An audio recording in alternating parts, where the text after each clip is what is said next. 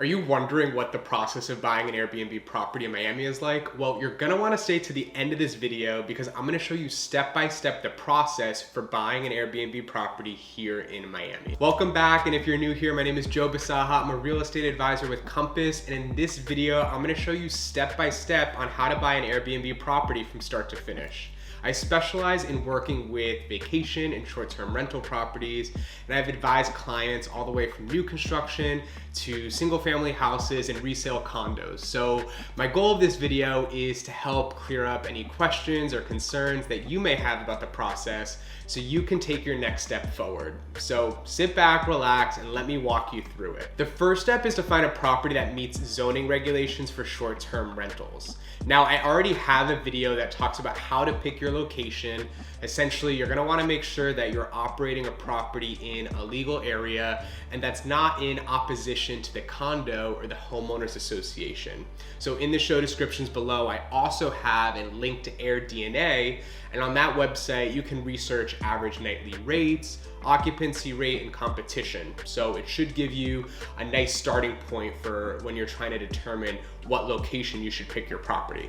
Next, the property must be registered with the city and the state as an Airbnb rental.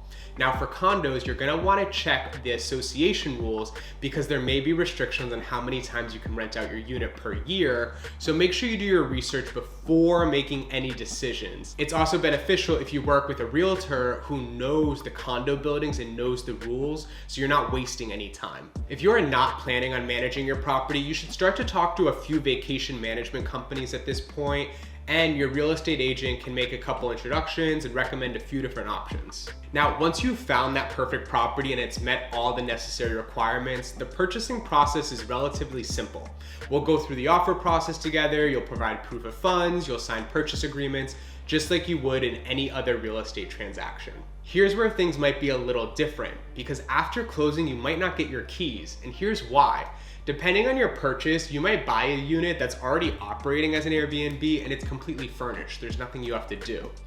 If not, at this point, you'll get your keys from closing, you'll start to clean the property, you'll have a stager come in, have professional photos taken, and then you'll list it on Airbnb or the platform that you choose. Now, keep in mind, owning an Airbnb rental can come with additional responsibilities, and this is not a completely hands-off project if you don't have a full service management company. If you don't have a full service management company, you'll need to maintain the property according to city regulations and manage bookings and payments and responding to guests yourself.